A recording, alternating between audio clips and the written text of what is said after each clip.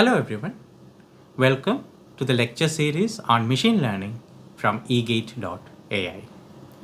Today we will be looking into first of the classifiers, logistic regression. So let's see how exactly we build a classifier, how we train it, and how is it different from a regression model.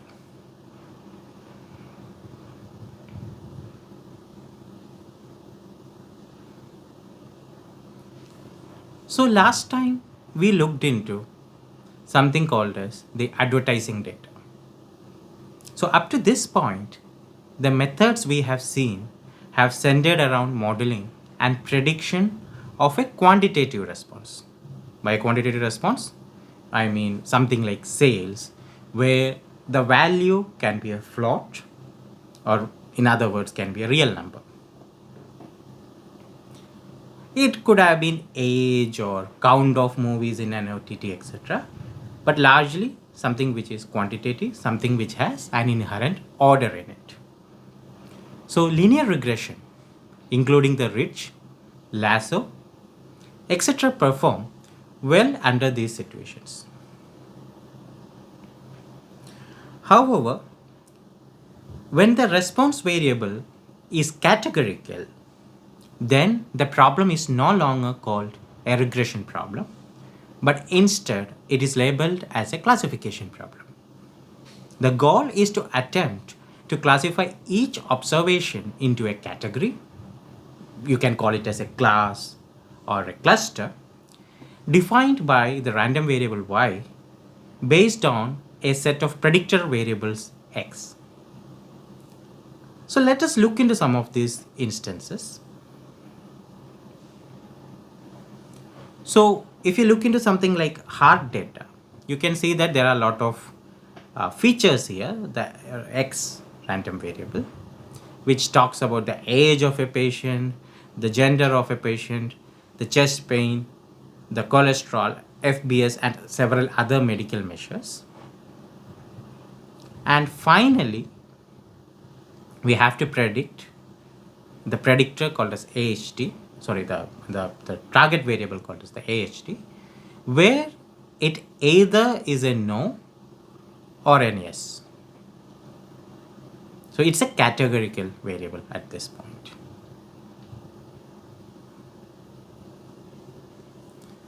So the data that we have just seen is an instance of a larger data set which contain binary outcome for 303 patients who are presented with a chest pain.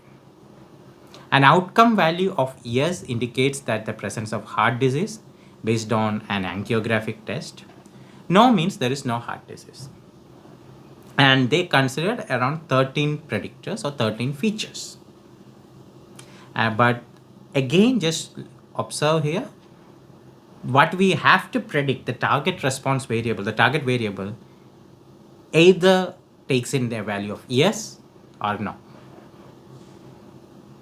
So now the question is that, why should not we simply perform a linear regression task here?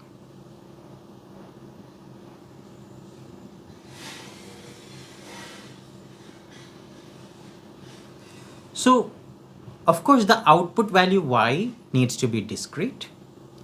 In this case, we simply need to predict between two possible values, yes or no. However, in regression, the values are confined to a set of categorical values, but rather is continuous. So now let's extend to a more general scenario. So previously we were looking into a binary classification setting, implying the target variable y can take either an yes or a no as the value. Let's generalize to multiple possible values, where multiple means more than 2 in this case. And let's take a general case. So let's say a categorical variable y which may take one of the three values. Now let us say we want to predict the concentration of Harvard undergrads based on some set of features. And the features are represented as x1, x2, xn, which are like the input, like each x1, x2, xi, where I implies a student. Y1, y2, yn basically show the labels, and the labels can be either computer science or CS, statistics, or otherwise. So these three are categorical values. Now, if you want to use linear regression, one issue with linear regression is that it always predicts a quantitative value. The y has to be a quantitative value. It can be a real number, but it has to be a quantitative value. But here we have categorical values. So if this is the only issue, we can trivially convert the categorical values into quantitative values by simply assigning integer values to each of these labels. So if I have computer science, then I can assign integer 1 to computer science, 2 to statistics, and 3 otherwise. So it's not a big deal. We can do that. But does this make a good choice for linear regression after this encoding or after this conversion? So once we do this quantification, or once we convert this quantity, the categorical value to quantitative values, we can definitely model a linear regression model where a y is predicted based on the x's. But quite confidently, I can say that it will not work well. In fact, I will go one step ahead and say that it wouldn't be appropriate to do that. So why is it so? So let us say, is this because the numbers are not real numbers, like what happens when there is 1.2, 1.3? That's not the case, because we can round off the numbers and we can always get integer values. So if we have to predict something like age, weight, or any such thing, we could use linear regression, no issues there. So what exactly seems to be the issue here? The issue is that there is no natural ordering for the current integer assignment or the current number assignment. So if you talk about rank, age, or weight, let's say age, then I can say that someone who is aged 2 is older than someone who is aged 1, or someone who is aged 2 is younger than someone who is aged 3. There is a natural ordering. But here we have arbitrarily assigned 1 to computer science, 2 to statistics, and 3 to others. I could very well do an alternate assignment. In this case, I can say 1 to statistics, 2 to CS, and 3 to others. Or I could think of any other permutation. The problem will still be the same. Nothing has changed, because there is no inherent ordering. Now, if there is no inherent ordering, linear regression might try to find an inherent ordering, which can be counterproductive for our use case. So now let's go back to a simpler classification problem. That is the binary classification problem. So let us take a sample scenario. Let us think of something like, let us say you are writing GATE 2024 DS and AI exam. Now we need to predict two categories. It's a binary problem that either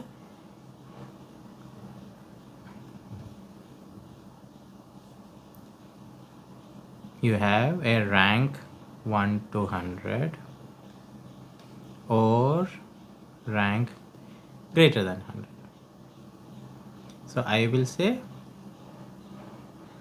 I can use two values here, two labels, 1 and 0. So you have a 0 if it's greater than 100. In the sense you have the label, you have to predict the label 0 if you get 100, greater than 100. If you get a rank between 1 to 100, the system will predict a y equal to 1. And of course, for the sake of completeness, I will say that the features are the results from mock exams or practice tests. So just a reminder that on November 14th, we have a test coming up. So please be prepared for it and please look out for it. Anyway, coming back to our problem. We have a binary classification problem. Two labels, 0 or 1. 0 means the chances of you getting a rank more than 100 is high. 1 means you will most likely get a rank between 1 to 100. How are we predicting it? Based on your past performance. Pretty straightforward, right?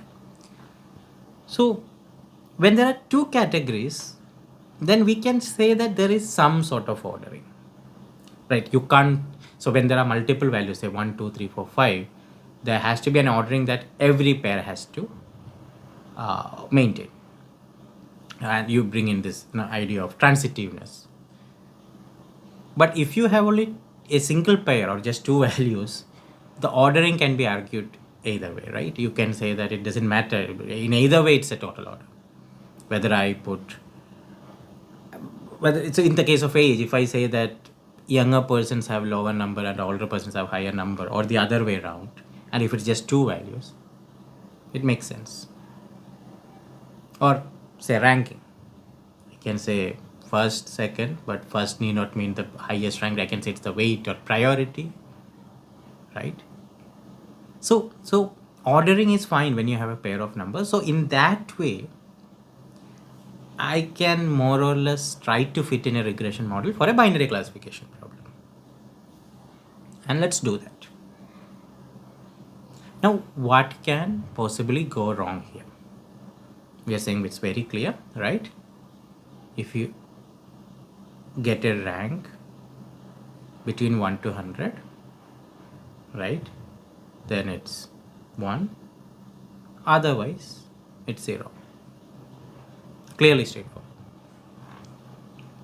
So let's say what are the values that y can predict. So just remember, regression doesn't mean that it will always predict a 0 or 1. It can predict any value, any number, right? Any real number.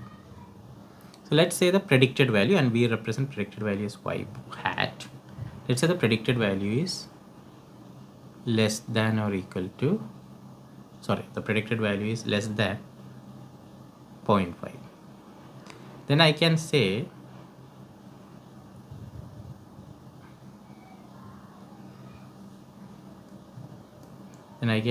I can round off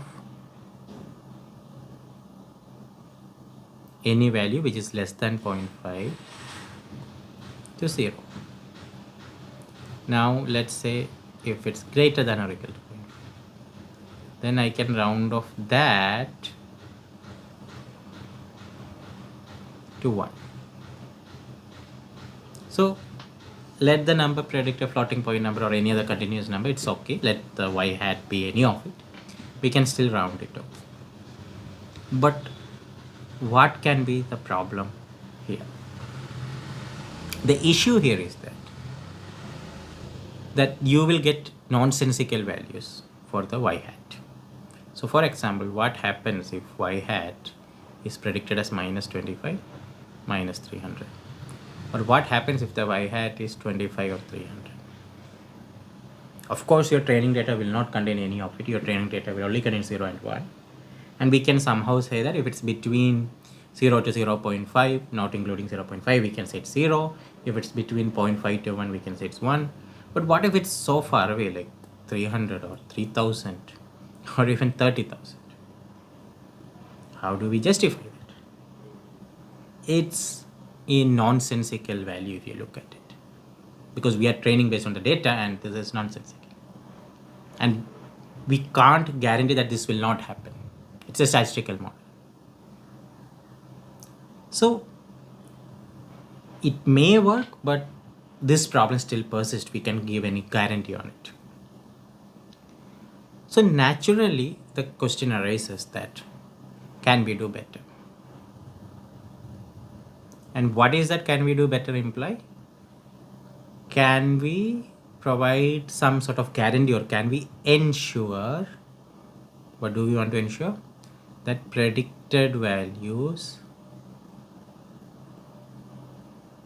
have to be between 0 and 1, strictly 1. So in a way, we are trying to predict a probabilistic score.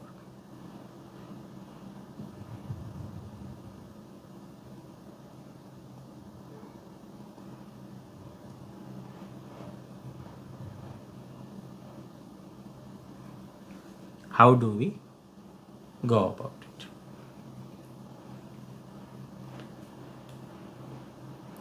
So let's say we do something very similar to a linear regression model. Okay, so let's say the function can be as simple as y is equal to x. So if your rank is 3000, your x, or your yeah, let's say it's y equal to x, it's very trivial. So if your x equals 3000, then y would also be equal 3000. Now even here, if I have to convert this to a function, or I will rather say, if we have to apply a transformation, let us be clear that the transformation also is nothing but a function, but a transformation that can convert the values to be between 0 and 1, or the range has to be between 0 and 1.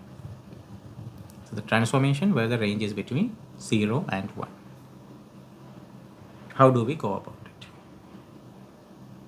Or is there such a function that we are aware of?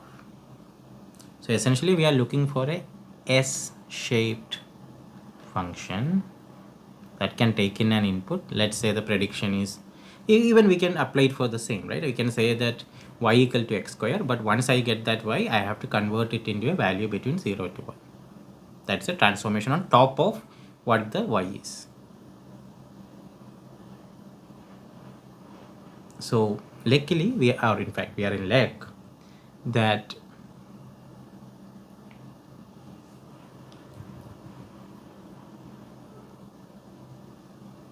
we have a function called as sigmoid function.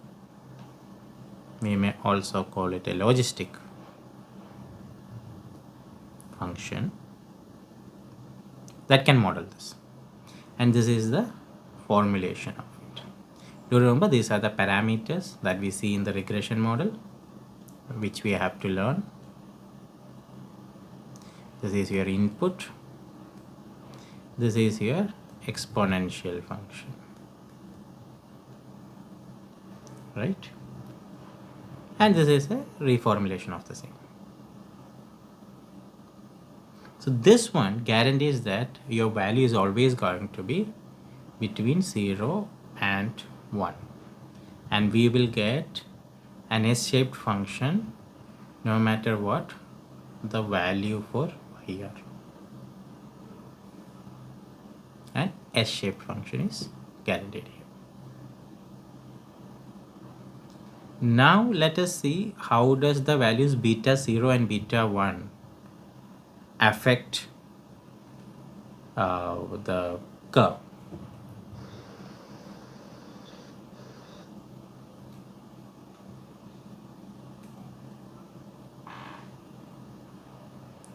So let's see that.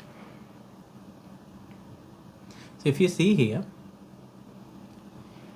beta 0 shifts the curve to left or right.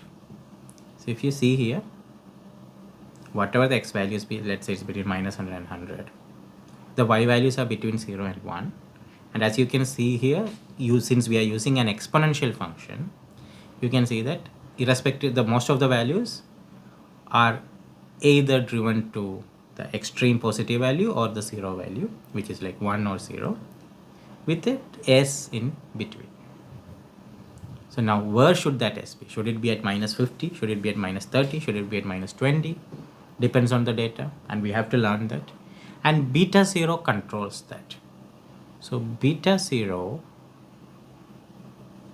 shifts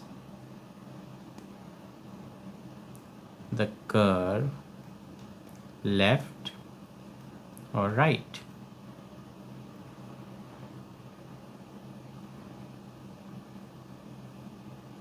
Now let us look for beta 1. Now if you look for beta 1, depending on the value of beta 1, it determines how steep the S-shaped curve is. So beta 1 determines how steep the S curve is. Again, if you notice, depending on whether it is positive or negative, the association changes. Let's look at it. See, so the predicted P of y equal to 1 goes from 0 for small values of x to 1 for large values of x. And if beta 1 is negative, then it has the opposite association. Always keep that in mind.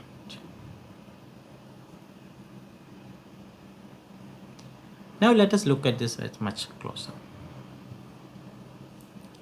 So the value P of y equal to 1, 1 minus P of y equal to 1. Again, remember you have only two values. It's either y equal to 1 or 0. So when you say this is the odds we are calculating, where we are saying P of y equal to 1 or 1 minus P of y equal to 1. So we are talking about the odds. Either this or this is going to happen. Either the numerator or denominator is going to happen. So we are just looking for the odds. The logistic regression is said to model the log odds with a linear function of the predictor's feature x. This gives us the natural interpretation of estimates similar to linear regression. A 1 unit change in x is associated with a beta 1 change in the log odds of y equal to 1, or better yet, a 1 unit change in x or the features is associated with a exponential beta 1 change in the odds that y equal to 1. This is something we have to keep in mind.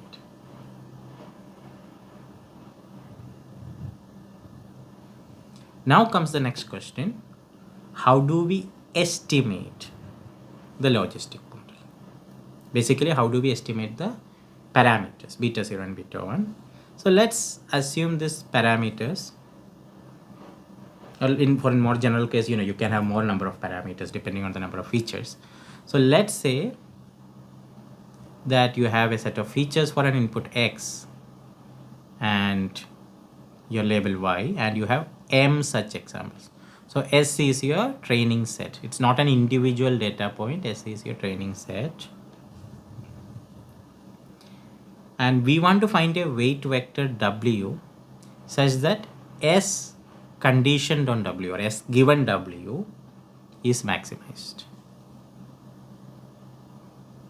Do remember that our examples are drawn independently and are identically distributed. So we will get back to this when we talk about the learning theory. But one thing to keep in mind is that every classification algorithm that we learn for the GATE 2024 is IID. So the order doesn't matter. You can, even if you shuffle the data set, ideally it shouldn't matter your learning outcome. But we will look into it in more detail soon.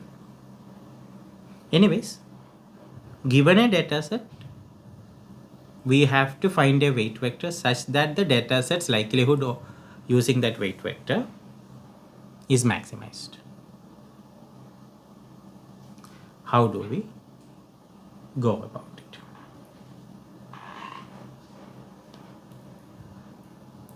So unlike in linear regression where there exists a closed form solution to finding the estimates, the beta j's or the W,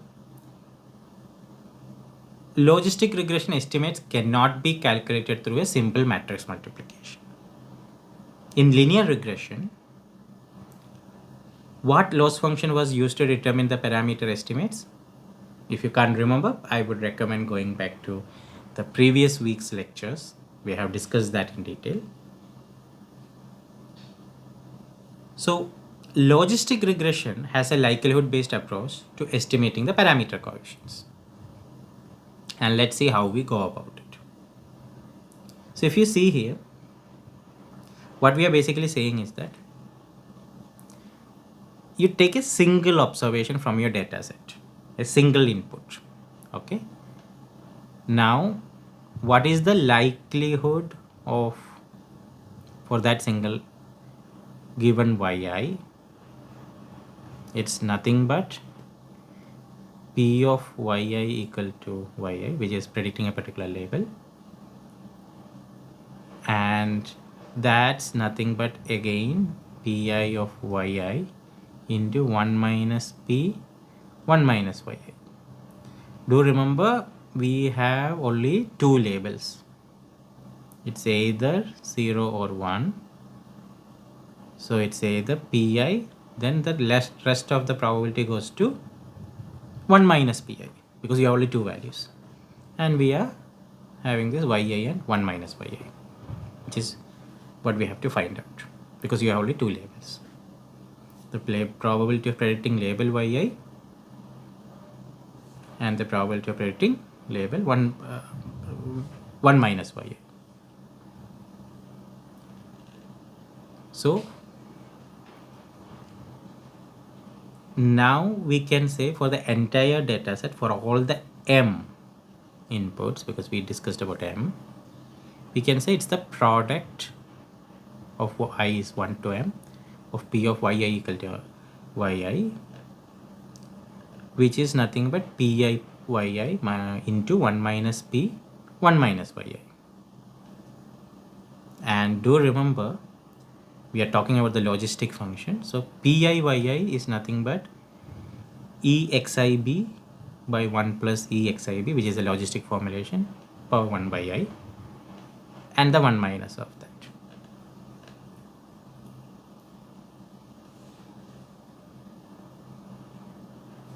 And we have to estimate the likelihood here.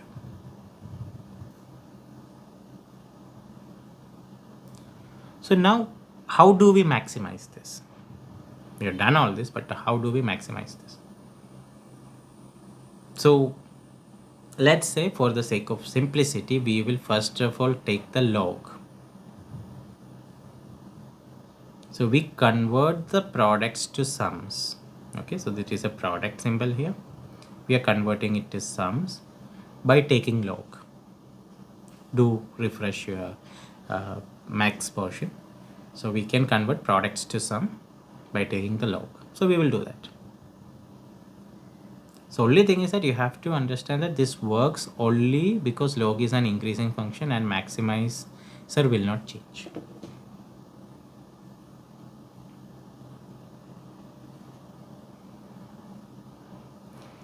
And once we have that, so nothing has changed here. What we are saying is that it's the argmax w. We have to maximize this weight w by taking the product of I equal to 1 to m of p of yi given xi and weight matrix w. And we are taking the summation of it.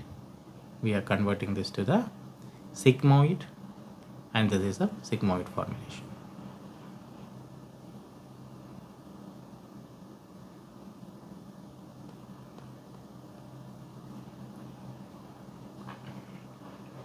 So here,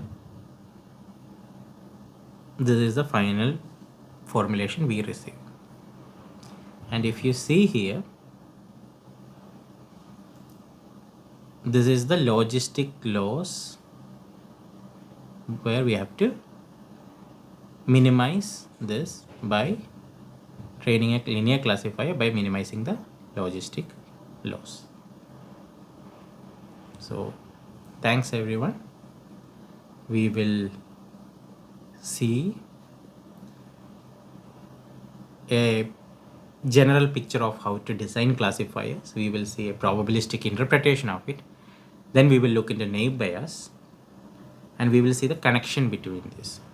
So we have talked about something called as maximum likelihood. We will also get to that in the next lecture. Thank you. Thanks everyone.